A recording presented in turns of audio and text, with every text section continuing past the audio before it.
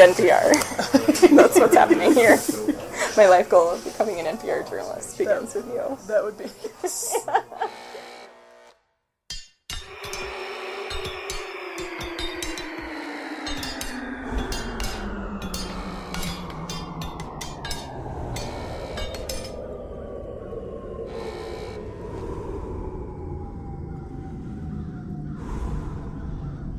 Welcome to the Imaginaries.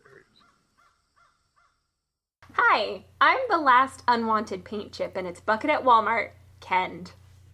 And I'm a vegetarian goulash made from cauliflower and despair, Tony. Hi, Tony. Hi, Kend. So, we have a special podcast this week, don't we? We do. Special and unique so far, though certainly not the only of its kind going forward. Indeed. And it's actually not the only of its kind even now, because didn't you conduct an interview? I did, but we've done, one interview episode and one guest appearance episode. And we will be having more if this episode is any indication, and it is. It was a lot of fun to make, so hopefully it's a lot of fun to listen to. Sweet. So let's talk about what exactly is going to happen in this episode. So tell me what is going on. This week we have an interview with a local author, local to me in Northwest Montana at least, and local in Montana means anything within a 6-hour driving range. So we are talking about Jess E. Owen, author of the Summer King Chronicles, which is a series of 4 main books. And then there's a book, I believe, of short stories that were collected after the fact. The series starts with Song of the Summer King, and I have read that one, and I'm currently reading the second book in the series, which is called Skyfire. So Jess E. Owen is an author of, at this point, junior and young adult fantasy. I would say it's kind of right in that flux zone between the two age groups. Okay, so what is the difference between those two age groups? Like, we talk about YA sometimes, but what's going on there with, like, stylistics, with themes, with word usage? I don't even know how you distinguish. Like, what's the distinguishing point for you? You know, it's going to vary depending on bookseller or library, and each library or bookseller will have different parameters for what belongs in each section. However, you can get some guidance from the publishers themselves when you're talking about traditionally published material. The interesting thing about this series, though, is that it's not traditionally published. This was funded by Kickstarter, and very successfully so. To the point now where Jess Owen has the platform moving forward with other series to maybe get that traditional publishing acceptance if she so chooses. Yeah. So that's something that we talked about in our interview, and you'll hear a little bit about that here in a little while. But in terms of, my approach to junior fiction as opposed to YA, it mostly has to do with the age of the characters involved and the lexile level a little bit. Lexile level is, difficulty of reading. And so you're looking at books that are going to appeal to and or feature children under the age of, say, 13. I think once you get to around 13, it's pretty safe to move that book up to YA. Yeah. And the premise there, and we've really seen this play out in our library, is that teens who are like already past 13 do not want to read books about kids who are younger than them. So if you put younger books in the older section, they're not going to get read and then they get discarded. If you put books about kids who are older than your age group, they might get read. That happens fairly frequently in junior fiction. And so Madeleine L'Engle and Ursula K. Guin both have series in junior fiction that don't feature young kids. But you can read up, you generally don't read down. So that kind of helps assigning books to different categories. And this series, because it doesn't feature humans, it kind of plays around and can flirt with that border in a really unusual and pleasant way. Yeah, cool. So I'm really fascinated by the idea of funding not just a book, but an entire series through Kickstarter. How did that work for her? You know, we spent a lot of time in the interview talking about this, and I did manage to keep most of the audio from that section. Just a little bit of a warning before you get started listening to the interview. We were recording in a coffee shop. Going back through the audio, I just couldn't justify keeping a lot of it in there because it was literally a couple of small children screaming next to the microphone. So I'll summarize a few of the key points that we talked about in the noisy part of the audio for you in a minute. But when it comes to the Kickstarter, what I really love about Jess Owen is that she had a brand before she even got started with the Kickstarter, and her Kickstarter was designed to continue to build this brand. And so she had a plan, and this plan did not include for this series traditional publishing for a variety of reasons. So she decided she was going to go indie from the beginning. And I'll play a bit of audio now to kind of go over her story of the development of the Kickstarters and how things went from there. So roll the tapes, Tony. Boom! Oh. So first of all, would you like to introduce yourself for the podcast? Yes, for the podcast, I am Jess Owen, author of the Summer King Chronicles, young adult fantasy adventure books. Awesome. And I am Kenj, just doing the interview today. And so, Jess, can you tell us a little bit about the books for those who haven't read them? For those who haven't read them, so my elevator pitch, which is the pitch that you give an agent if you're riding up the elevator with them and you only have 20 seconds, is Lion King meets Lord of the Rings. Love it. An epic coming-of-age fantasy adventure with animal characters. My main characters are all griffins and wolves and dragons. So it's along the lines of Redwall, The Lion King, Watership Down, things like that. Otherwise, it's a pretty... It's an homage to classic fantasy hero's journey. Love it. Which connects vaguely to how I first met you and heard about your work, which was at a presentation on Ursula K. Guin. So first of all, how did you get involved in talking about Ursula K. Le Guin, and what is your backstory with her as an influence? My backstory. So many jokes.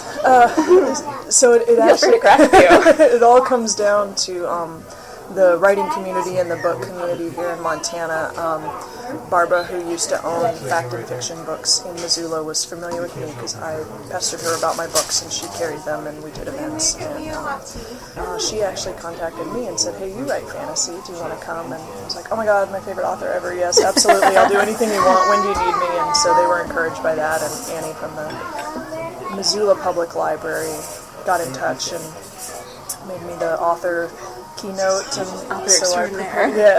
so I prepared a couple of presentations for libraries and bookstores, and then I taught 3 writing workshops at the Missoula High School. And what was that like, teaching high schoolers about fantasy? I really love doing workshops for young people because I remember being that person, and it made my day, to see the kid. You could tell who was kind of just there and who was really into it, and I got to do one creative writing class, which was fun because they kind of got it. The kids would come up to me with their notebooks like, "Okay, I wrote down this and I have these questions," and they would crack writing jokes too. Like at the end of my first presentation, which was on a stage, I felt like I was doing a TED Talk. I had my giant I listened to that TED Talk. behind me. It was awesome. Yeah. It was the whole, I think, whoever was going to have their English class that day just came to my presentation instead because it was almost 100 kids. But then the kids studying creative writing stayed late, and their teacher let them ask questions. And I specifically was doing a workshop on magic systems, like how to build a magic system for a fantasy world, since that tied in with Earthsea and all that. And so we got into world building, and the teacher said, "Now make sure to ask her any questions you want, in case this comes up later." And one student said, "Oh, foreshadowing." I like you. So there's hope for the future of fantasy, hope. is what There's you're so saying. much hope, and they've got so many ideas. And one gal had her whole notebook, and these character profiles. I'm gesturing, even though you can't see it on the podcast. I know They're great it. gestures. objectively great gestures. She had her character profiles all written down, and she was showing me and asking questions. Okay, what if you had this scenario, and if you were going to show a character's weakness. And I was really impressed with the amount of craft that they were already studying. I felt kind of like, and the other was how many times they referenced books, because I found myself referencing movies a lot because I always think that they're better known. But in the last one that I did, where it was the creative writing class, the girl said, well, I read this one book. I read this one book. I was like, that's awesome. And I mean, I'm guessing the average student in those classes has read quite a few books recently, given the popularity of young adult fiction right now. I mean, I have so much hope for the future. So your book has taken kind of a lot of, your series has taken a lot of like non-standard pit stops along the way to publication. Not just non-standard pit stops. I like it. It's not just like the people that it appeals to, but it's the actual publication process was non-standard. Do you want to talk a little bit about how that happened and the Kickstarters? I had the idea for it when I told you before we started recording, I think I had done National Novel Writing Month. Yes. And a lot of those books were inspired actually by role play that I used to do, and just taking the characters and writing them in the world. And then I did one that was sort of more along the lines of a Tamora Pierce style book, like young sword and sorcery girl on a quest kind of thing. And I shopped it around a little and got a couple nibbles, but no requests. And I started to examine the book, and it was kind of like, in watercolor painting, there's a term called overworked. It was just overworked. It was fine, and I liked it as a NaNoWriMo style story, but I couldn't make it commercial. I couldn't fix it. I just didn't want to, so I shelved it. And then I started thinking about, okay, I really want to go pro. I want to launch myself. I want to do this. I want to have a brand. What is my brand? And so, in a really purposeful way, I started thinking about what's already been done. Where's there room in the market, the fantasy market? And I was like, well, there's a lot of dragons. And there's not a lot of Gryfons. And I had this drawing that I had done when I was like 13. Everybody knows the story now. There was this Gryfon and this wolf, and I even have a few pages of the original story that I posted on my Patreon. And they're fighting, and so I was like, okay, I have the writing chops now. I finished a few books, even though they're never going to see the light of day. I can make something of this story, so I started asking all the what-if questions. Why are they fighting? Who are they? Who's the main character? And it went through all these different things, and eventually, I wrote the manuscript, and I took it to a writing workshop with David Farland, and that was when self-publishing, people had already been self-publishing, kind of, but it was still like, self-published. Another stigma. Yeah, exactly. Which is pretty much gone now. The readers don't care, they just want to know if the story's true or not. And so I met the guy who would become my editor at that workshop, because he totally got it. He was like, oh my god, I would love this book. He's like, I like it now, but I would have loved it when I was 13. He got what I was doing with it, and the workshop teacher was like, this is a really interesting premise. You could do a lot with this. I would either take it to New York and try and sell it big, or self-publish it. And I was like, the Leo part of me that's the control freak was like, I could definitely self-publish this, because I know the exact artist I would use. I know the readership. I know the fans. I know exactly what they want. Not even like being arrogant, just like I would be the fan, so I know exactly, and the idea of not changing stuff for traditional publishing expectations was appealing. Yeah. So I started to, I contacted Joshua Esso, who's the editor, and asked if he would do that, and I contacted my cover artist, Jennifer Miller, and she didn't take a lot of private commissions, but she was intrigued, and she was like, I'll do the book cover. And then, over the course of the years, has become partner in crime, and I'm very grateful to her for the artwork, because they really make the books stand up, because I wanted the books to look traditionally published, because at that time a self-published book looks self-published. So I was like, I don't know what to do, and my friend Lauren was like, have you ever heard of Kickstarter? I'm like, no. And that was before everybody was on Kickstarter. This is back in 2011. And so I looked into it and was like, okay, yeah, I could definitely raise the money. And I found a printer. I don't even remember how I found the printer, Crown Media. But the owner, Richard, was awesome and was like, yeah, do this. Blah, blah. So it just, I put it, I won't say it just happened. I put it together. I put a lot of thought into what kind of stuff I could launch with, since nobody had ever heard of me. Artwork, and Jennifer was very generous in letting me do prints of her work as a reward. Yeah, and still does. Just for the Kickstarter, and then she does whatever she wants to do with them. But and slowly, the fans accumulated, and then by the last campaign, everything just was insane. I had this wonderful sculptor artist, Emily Coleman, saying, I just love your books, I'd love to be involved. I was like, do you want to do sculptures of the characters? She's like, oh my gosh, yes. So there's these limited sculptures out there, and this plush artist from England, because I was like, it would be great, toys. And for the 2 campaigns, she did hand-sewn plush for like $200, and finally people were just like, I really want a shard plush, but I don't have $200, so she gave me her blessing to get them reproduced. And the last campaign it just went nuts, and it was awesome, but it was just absolutely insane. And, Sure. In a good way. In a good way, yeah. And so the Kickstarter sort of became the book launch. Like, that's how we built hype and did the thing, and I got the beautiful books, and people put up with how long it took me to fulfill the campaign. And, it was really neat because it did what I wanted to do, which was build a tribe. Seth Godin talks about, you need 1,000 true fans to support you. And they're slowly coming, but I call my tribe the Gryfon Pride. And what's really cool is that I see collaborations between them now. One of my readers also publishes picture books about chickens that are extremely charming, and the woman who did my plush toys is also an incredible watercolor artist and digital painter and a writer. Published a series called The Naiad Chronicles. And she's English, so they're very like, I think they're kind of like, there's dragons and lots of tea drinking and elves, and they're sort of Hobbit-esque. Here for the tea drinking, yes, always. Exactly.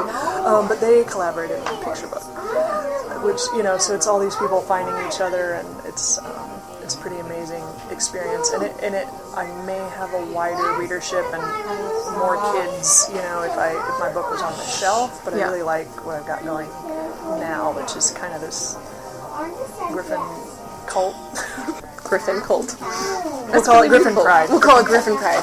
Love it.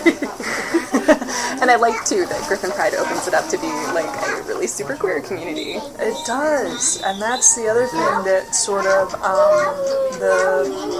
honestly, the furries kind of bring to it. And in one of my patron chats, one asked, she's like, are there any queer Gryfons? I'm like, of course there are, and you'll see them in the next book, but I'm not going to tell you who they are. She's like, thank you, no spoilers, I just wanted to know. And there's a lot of, I think in the books, I don't know, it's kind of a, considering the culture and that they're animals, I don't think it's like a stigma thing for them. I mean, I could probably talk for an entire podcast, or it's sort of like Greek culture, where they're like, we've got like 5 podcasts here that we're going to do in the future, so I love it. The series with Jess Owen. I'm here for it. I could talk about books and fantasy and culture and tropes.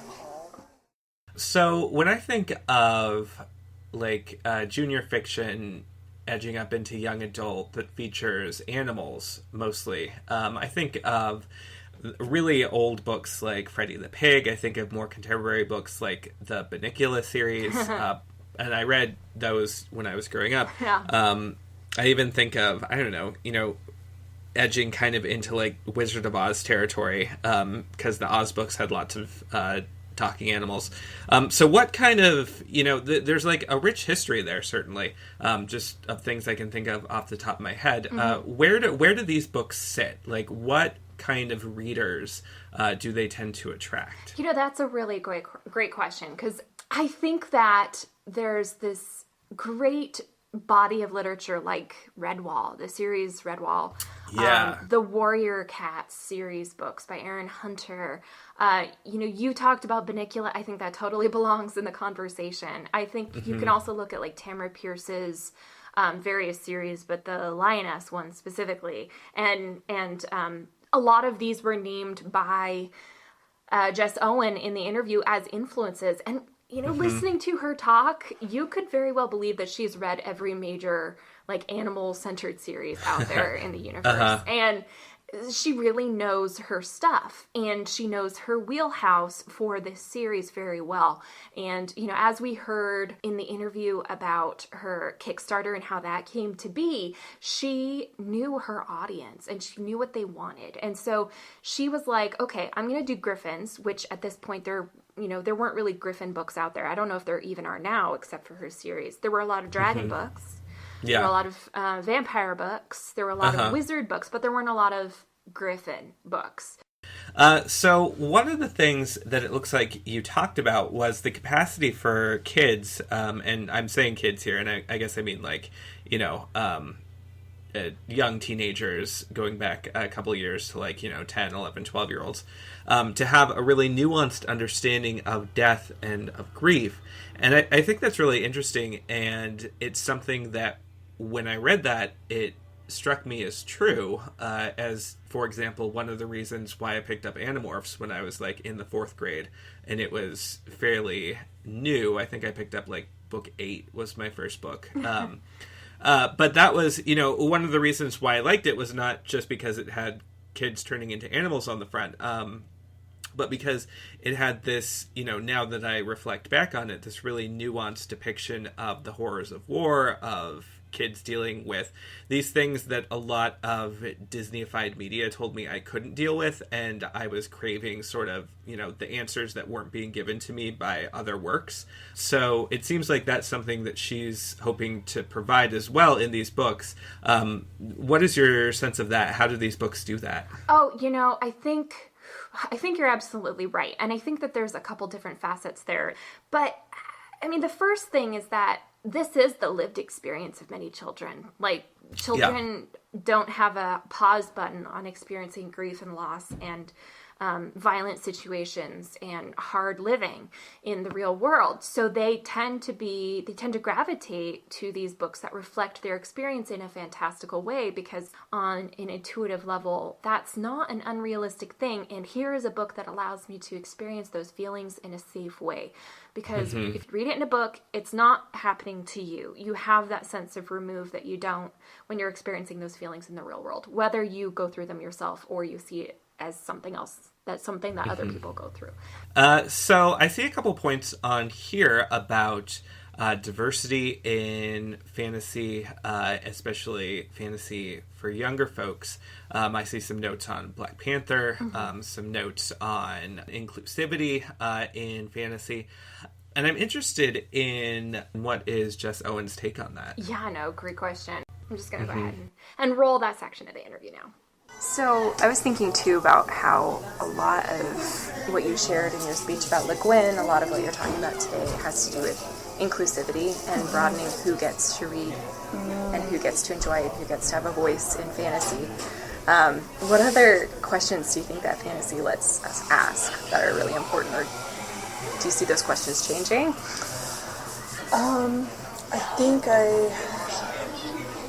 it depends on the kind of fantasy, because there's a lot of it's always been the biggest and most open playground for the what if and allegory, whether you're a Christian writing about Narnia or you're writing about Black Panther and African colonization and all that kind of stuff. Wakanda forever. There's all these there's all these statements that can be made through fantasy that make it it's the spoonful of sugar.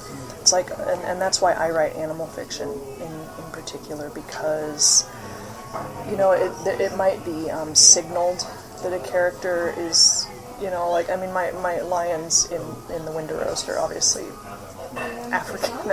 They're lions, and I'm not going to give them white Norse names. So there's a little bit of signaling there about what they would be if they were human, but at the same time, what I said in my presentation for you listeners was that there's a cautiousness about writing the other, capitalized, somebody who is not like you. And I think there should be caution in writing that because if we don't know something, we default to stereotypes. What does a man believe? What does a woman think? What does a black person think about this? Because we don't know. We think we know, but it's like actually their experience is very different from ours. And, you can learn that through reading different books or, oh my God, talking to people. Talking to people. There's even a whole network of sensitivity readers out there who can read something and say, and paid and non-paid. And I think, why not? If you don't know, ask and have it corrected and listen with empathy and actually be ready to hear that you're wrong or that something's offensive, because I would rather know. It's like, actually, this isn't, that's common misconception. You see hilarious threads of women talking about how men write women, and not all of them do, but it's pretty bad because they didn't take the time to say, okay, what do you actually do in the morning? Because this is my fantasy, but that's not actually accurate. That's next. Mm-hmm. Do you have any ideas, like things that you see emerging? I mean, the big thing is just the other stories. We've been in the vein of taking our medieval fantasy from, like Norse and classic, Greek heroes, 3-act structure kind of stuff, but now we're starting to see all the other voices and the different mythologies from different parts of the world, and that's what publishers want. They want diverse fiction, they want own voices, they want things that are different stories so that we can start as readers and thinkers and humans being like, oh, this isn't the only story that there is. The white male protagonist does not always come in to save the day and help all the brown people and do all. But I'm serious because that's the story. If you look, I was watching sitting down to watch a movie with my husband, and there were 4 movie previews, and it was the same premise. It was the same premise with this central white male character, and I wouldn't have noticed because it's just the expectation, except now there's all these wonderful new, different, exciting, challenging stories out there that make you go, oh, what is my expectation? What do I believe about myself and my stories and the stories of the world? But I was sitting there like, wow, kind of looking at him, and I'm like, no? Okay. We haven't really seen diverse fantasy make the screen yet, but we are seeing some new breakout young adult books written by diverse authors. The fantasy awards this year, and I'm totally embarrassed because I cannot remember her name, was a black woman, and her book won Hugo, I think. Oh, we're talking N.K. Jemisin. Yes. Thank you. Yes. I knew you would know. Huge fan. I just remember her beautiful dress. I was like, wow.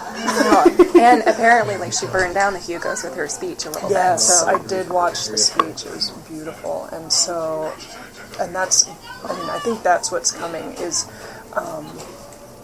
hopefully eventually shedding the idea of, oh, well, you have this token character who is A, B, C, and D and is different, but is no longer the token character. It's like, no, actually, this is just how people are. This is just how the world is. Yeah. And because it's not you, we've been reading about you.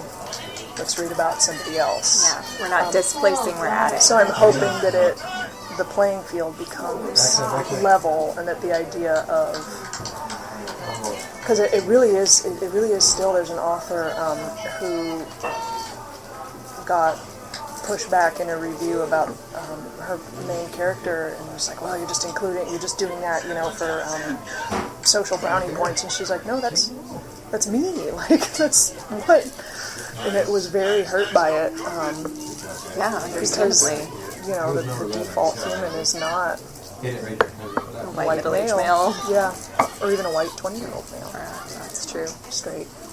It's so I think that's what's really coming, is that there's going to be this big wave of all these different books, and it will even out, and I think there's always going to be the type of book that we're used to, and I think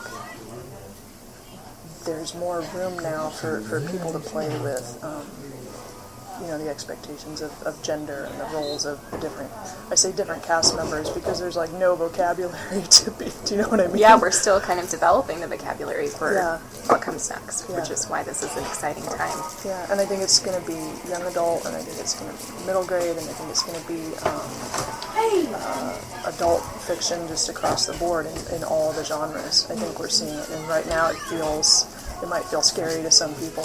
This is exciting. Let's glut the market, and then let it kind of recede. I'm making a really cool like ebbing wave motion right now. Again, gestures are king. Love it. Writing the other, even if you're addressing it in fantasy, is a chance for us to learn as humans and empathize. And you might end up thinking, you know what, it's not my story to tell. I'm going to stick with something else. Not that you're not allowed to, but it's like, you know what, I can't do it justice. Yeah. And this other person is writing this who actually had this experience. So. Yeah, there's always the danger of well-intentioned co-option of someone else's narrative. Exactly. It's a balance. It's a balance. So I saw a thing that was pretty talking about what we think is coming next. An author on Twitter was talking about how publishers will say, "Oh, this is over. Princesses are over, and vampires are over," and they're like, "No, they're not. They're like, where are the vampires in color? Where are the princesses? Give me my young black girls in their beautiful ball gowns and swords." She's like, "This genre is not over. There are more stories to tell," and so that's something to think about too. We've seen it with our face on it, you and me, but other people haven't. And we don't get to say this is the end because we've been adequately represented. Right. Okay, we're tired of it now. What luxury. It is. All right, so I want to follow up on something you said in our last little bit of talking. So these are books that are at the intersection between junior fiction and YA. Now we are, proud, avowed YA readers, despite the fact that we are nowhere near the age of the intended audience. But you mentioned that there are some readers for Jess Owen's books that are also not really at that junior fiction YA nexus. You're talking about furries. I am. So please tell me more. Well, this is something that I am really excited to talk about because Jess Owen is excited to talk about her fan base, and part of her fan base, some of the most active members of her fan base are furries. And, this is a community that I really didn't, and still don't for the most part, know much about. And yet, the way that Jess Owen introduced me to them is that these are her adult readers. And these readers who self-identify as furries have really rallied around, in positive and uplifting and supportive ways, creators like Jess Owen who are coming from outside of the mainstream. And there's a real alignment of interest there in that she's writing books that feature animal characters, so that appeals. She's writing storylines that are not insultingly juvenile. And then she's also, she's looking for a readership that's going to help her articulate her community values. And the furries who've come around her book really help do that. And actually the larger community as a whole that's developed around her books as a result of her Kickstarter campaign, as a result of her being featured in one of their awards ceremonies. She's also speaking at a couple of, or at least one major FurCon event. They've really done so much for each other. They've found a way to build each other up. And I think one of the things that we've made a mistake of doing on the whole as a culture is othering these groups, not just furries, but other groups, people who like specific genres, people who act or behave a different way, the queer community. We've othered them with a capital O, and after we othered them, we're kind of like done learning about them.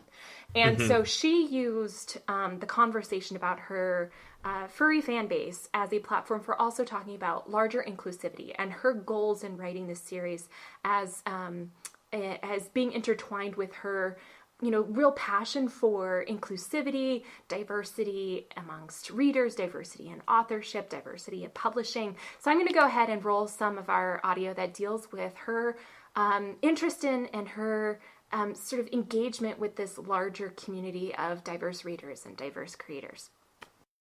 Midwest Fur Fest is coming up at the beginning of December, and a bunch of the writers and people that I interact with online, including the guy who sells my books in Australia, is going to be there. So I couldn't pass that up.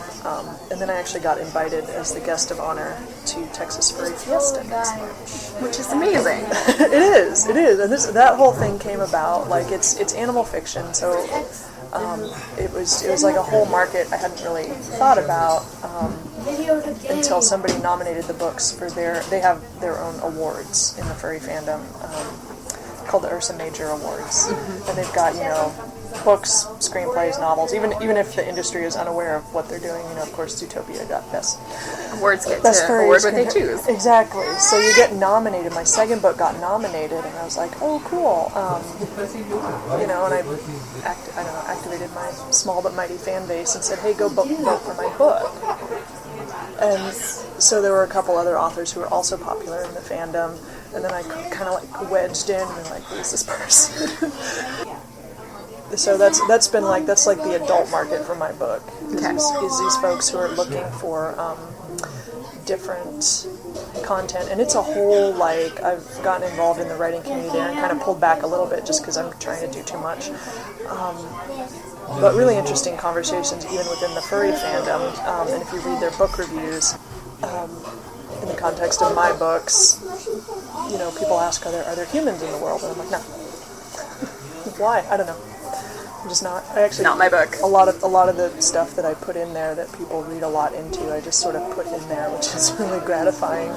That there's like a deeper meaning, and one person did a very in-depth. They actually touched on a lot of stuff that I did put in there on purpose about this conquering Gryfon clan is very like warlike and masculine, and they sort of minimize the feminine principle and the goddess and all that, and that actually is in there.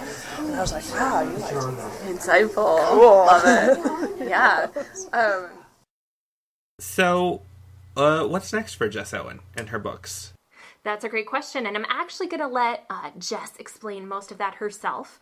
I'm really excited to see this next series that she's going to talk about in the audio come about, in part because this will be the first one that I will have been sort of clued into, so I can join that community, the community she calls the Gryfon Pride. So I'm going to roll that track as well. Cool. So you've kind of hinted at future projects, so tell us a little bit about that. Oh gosh, so I want to get this, the next, it'll be a quartet. The Dragonstar Saga is what I'm working on. There's a Summer King Chronicles, and now we have the Dragonstar Saga, and I'm toiling, churning out the first book in that. And then I have a couple of ideas. One is a contemporary YA that I don't want to say anything about, because once I say it...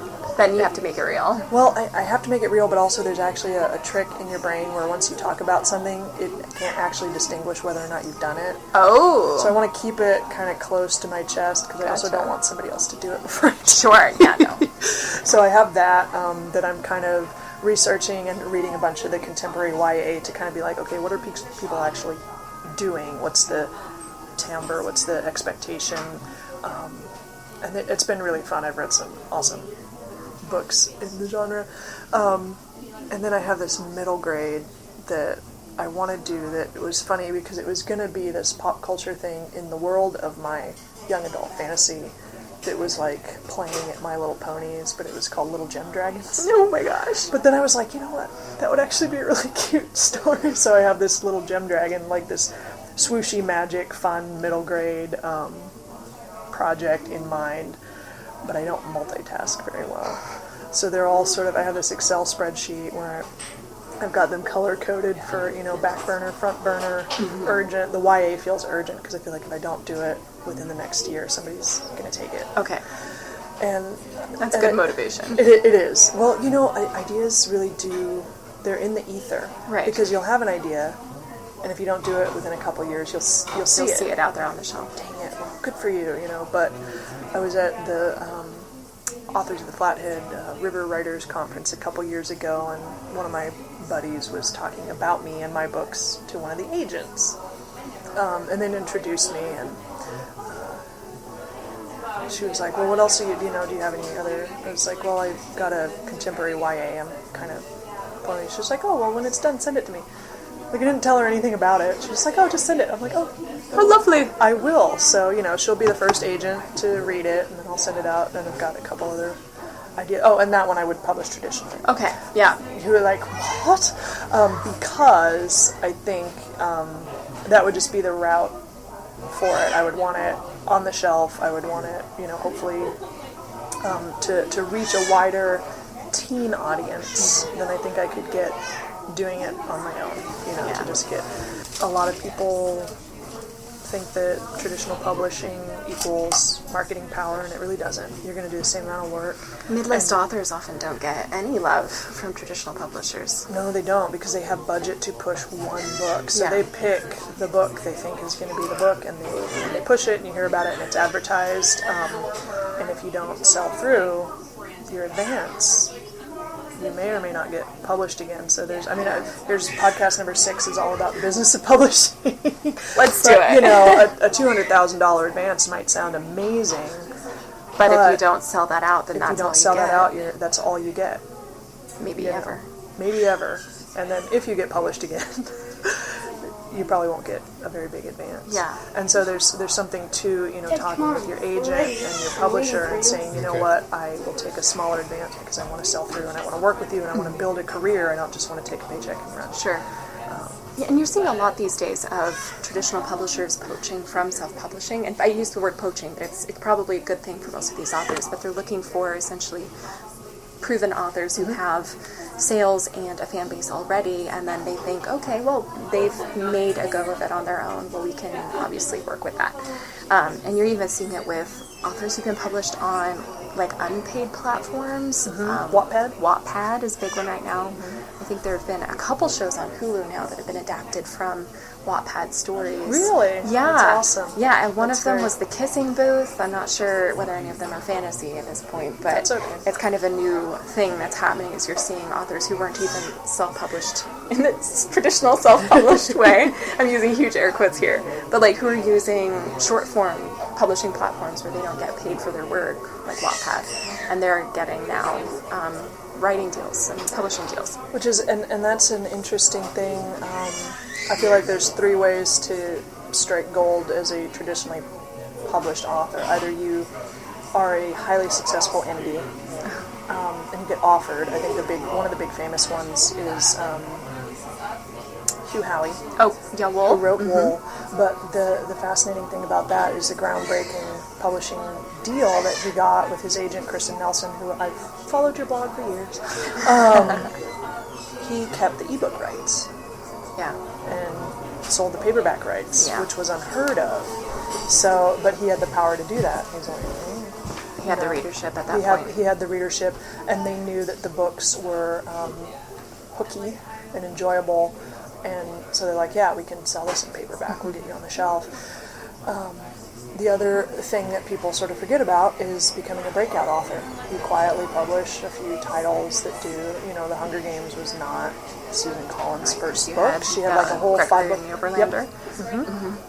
Yep. So that's called the breakout book. The other is to be an unknown debut because you have no track record, good or bad. So that's why a lot of debut authors get these big deals and they get hype and they get marketing because nobody knows yet. They're just like, let's try this. Let's try this. It could be a success. Exactly. So that's something to think about as an indie author. And a lot of people say, well, if I've published a book online, should I pitch it to an agent? And I'm like, not unless it's sold 10,000 copies a month. Yeah. They don't want it. Yeah. Unless it's been super successful, and a lot of agents, they're very open about answering questions. I asked if they would consider taking a book for foreign rights only. And they're like, an indie published book, not unless it was an author I already represented. Sure. So, if my YA contemporary picks up an agent, gets a book deal, maybe that agent would help me translate Summer King, just on the side, why not? But there's so many roads. There's no formula. As a writer, I always urge people to study the industry. This is their business. This is their craft. This is their job. Know what's going on and what it means to get a book deal, and the difference between a small press and a vanity press, and self-publishing and assisted self-publishing. Yeah. And the the big phrase is money flows toward the author in traditional publishing. In indie publishing, you've got to pay your editor, you've got to find a cover artist, you've got to do all that stuff, or do it yourself. But if you're looking for a traditional publishing deal, anybody who asks for money from you is bogus. Sure. And I don't think people know that. They're just like, who knows? So I tell people, do your research. Well, I mean, making the author feel important is a great way to trick them into doing things that ultimately aren't in their best interest. Oh yeah, book. You get emails. We've noticed your book, and we can help you. Blah blah blah. And I'm like, Probably not, actually. probably not. Now, you went into this whole process with a plan, it sounds like you were very deliberate in choosing your path.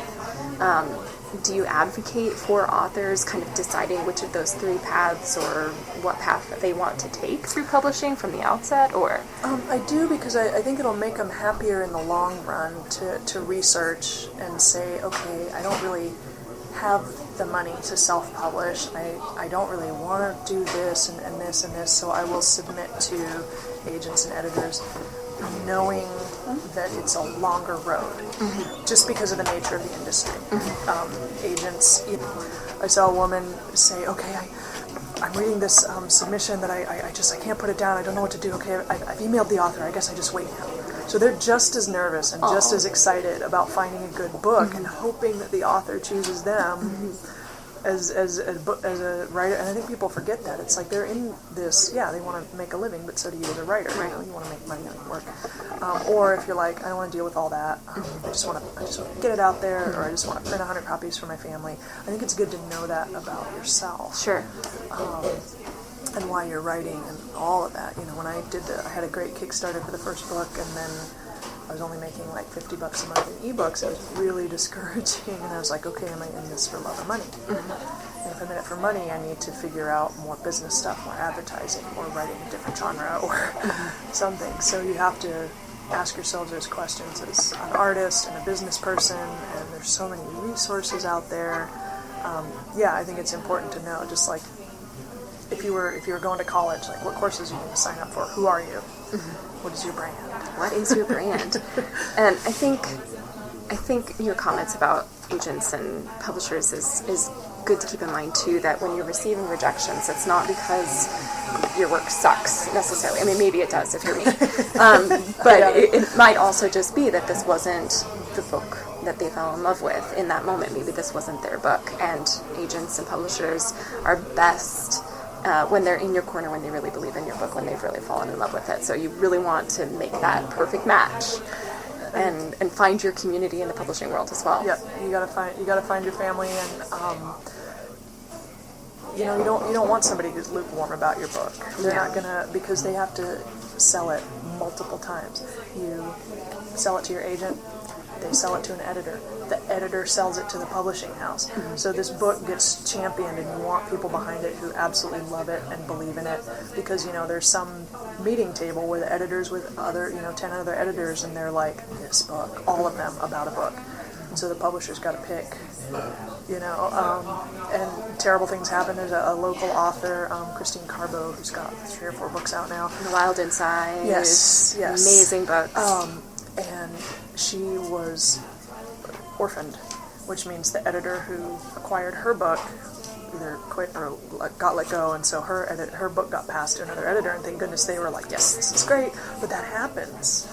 And so if you as a writer are like, I don't want to deal with any of that, you can go indie. And if your book is orphaned and you don't happily fall into the hands of someone else who loves your book, then you're stuck. Yeah. Wow. So, and there's the whole thing about rights and how long they get to keep the rights and what kinds of rights, and that's why you really want an agent in your corner if you're going for a big press. There's tons of incredible small presses out there. World Weaver Press is a great fantasy press that's doing cool things, and they're almost more like being indie because they're more flexible, because they're smaller, they're more nimble, they can do stuff. But the big 5 or 6, however many big houses there are left, they keep your book rights unless you negotiate something else. So if the book goes out of print and you're like, meh, you should have a clause somewhere that says if the book goes out of print, I want to be able to self-publish it. Sure. You don't want it anymore. Yeah. Is that becoming more of a thing, do you think? I hope so. The current publishing world? I'd have to ask an agent. It's certainly something that I would advocate for. Or like my YA contemporary, I'd be like, okay, if it goes out of print, if it goes out of print, but it has 2,000 people who love it, I want to still be able to write these characters. Sure. So I think it's always negotiable. Everything in a contract is usually, maybe not everything, but I think most things are negotiable, and that's why you need an agent who knows what they're doing. Sure. Yeah. Magic ingredient of that Exactly. happy future. Exactly. Well, that's what they do. They care about.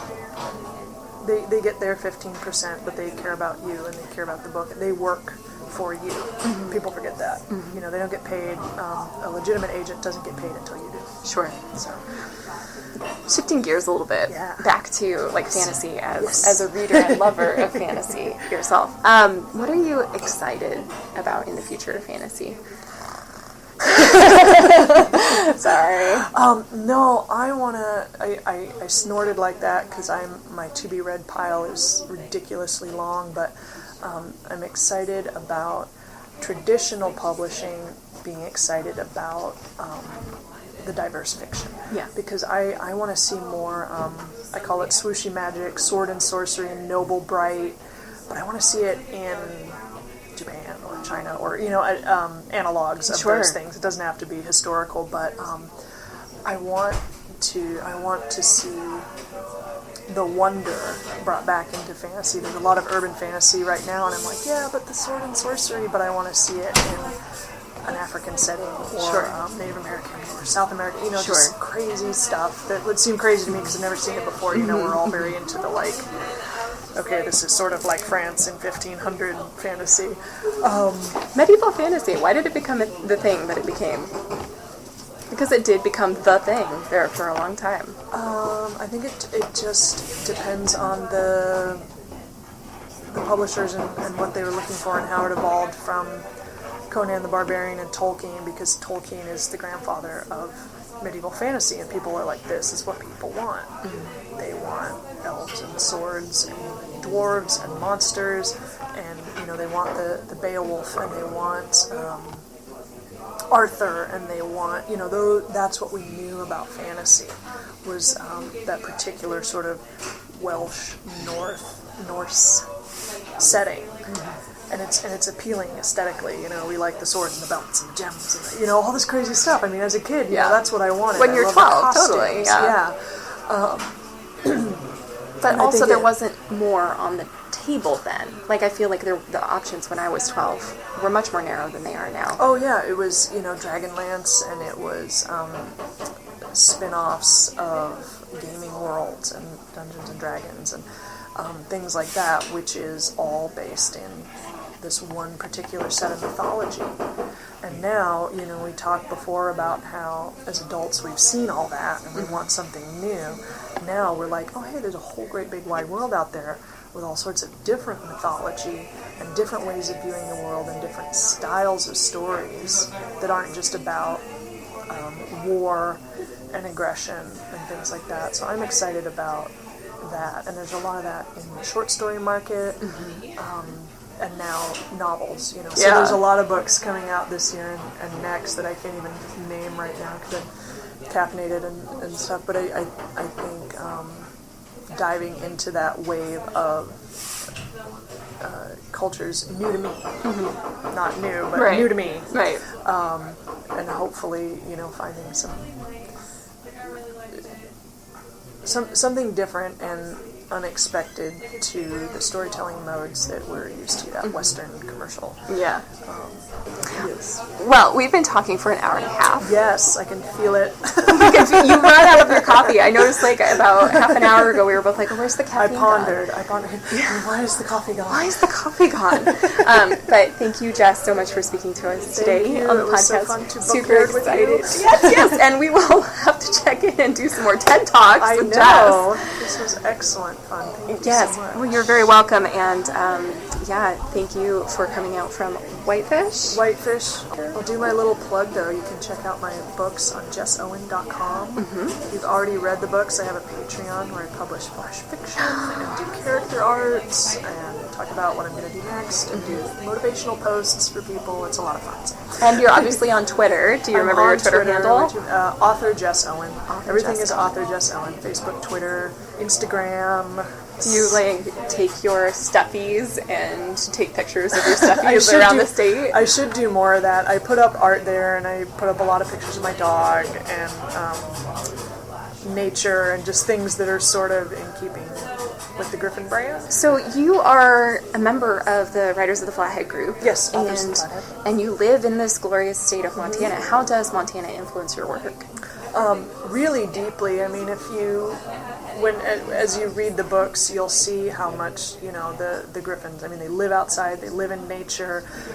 We have a lot of the wildlife that are in the books, the ravens and the wolves and the magpies and eagles, certainly. So I don't get out hiking as much as I should, but even just walking my dog on the trail, I love to hear the wind and the ravens in the distance, and I try to get them into the books and just be still and really feel what it's like to be in this environment. Because the Silver Isles, they're based more, they're supposed to be more Icelandic than, Montana, but I cheat a little bit, and there's pine trees and things, because it's fantasy, hooray.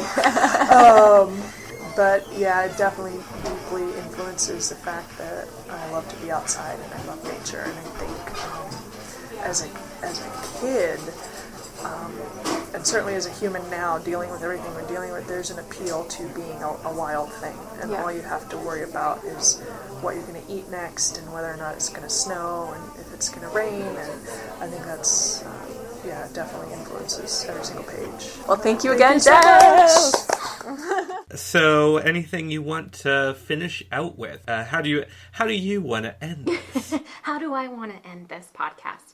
I just think I would encourage our readers to go out.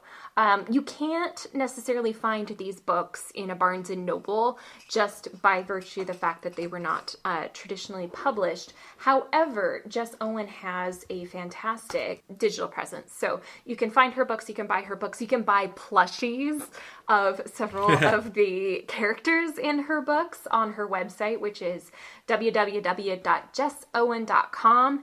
And I highly recommend checking out not just her website and her Twitter and all those other things that she, mentioned in the podcast at the very end, but also, check out the community fan base itself. So if you like any of what you heard today and you're interested in maybe getting on board at the start of this new series, follow her on Twitter and updates to her Kickstarter as they come.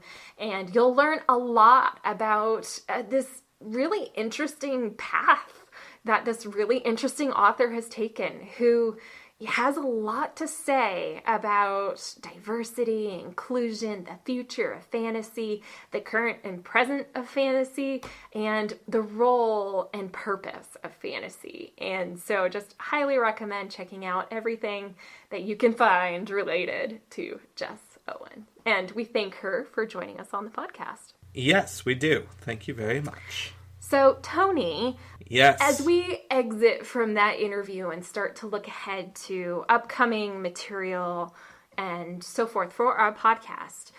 Well, let me tell you a little bit about what we have coming up, and that will hopefully serve to answer many of those questions. We're going to be tackling the legacy of Harry Potter, both in YA and junior fiction, as we've just talked about a little bit, as well as in fantasy and science fiction, more so fantasy, I think. As a whole, we're a little over 20 years on from the publication of the first book in the series. We have another blockbuster in the second movie series, that's just out. So that's going to be really interesting to tackle. We're also going to be looking at comedy in science fiction and fantasy, in all the ways it can fail, and also those ways in which it can succeed, but I think it fails more often than it succeeds, so things to avoid. And then we're going to do a recent overview of science fiction. So that's going to be a really great podcast to recommend to your friends and family, wink, who haven't found a way to get into us yet. So there we're going to talk about, over the last 10 years, what are some books, some shows, some movies you can really sink your teeth into that'll help get you into, what those last 10 years have really been able to add to the genres. And, part of what we've come to as readers, as watchers, et cetera, has been in response to work that's come out in the last decade. So we'll bring you that not only as, people who love that work, but who came to do what we do partially because of that work. So that'll be a really fun trip as well, I think. Yes, and I think it provides us a nice platform for, we're coming up on our second annual Imaginary Awards. And so there's no better way to talk about new things that we love than by sort of jumping off of things that may have informed or at least taken part in the same cultural moment as the things that we loved that came out this year. So yeah, and I mean there's still stuff coming out. I mean we're recording this podcast, roughly halfway through November. And there's still really high quality stuff coming out. In fact, I have a huge backlog of books that I intended to read this year, and then grad school got in the way. I'm sure you're the same way. So, there's no shortage of books to talk about, books to award awards to, media. Well, there's maybe a slight lack of movies this year, but in terms of television specifically and books, we've had a really, really rich year. So why don't I tell folks where they can find us? Please do. All right. So you know that our website is always looking for you to click over and check out what's new. If you can believe it, we are on our third page of backlist episodes. We have, they're split into 30 episodes each, so you can view 1 through 30 on one page, 31 through 60 on another page, and then we are now upwards of episode 60. And that'll be on our third page, obviously. So take a look there. You can always interact with us on Twitter at imaginary_pod.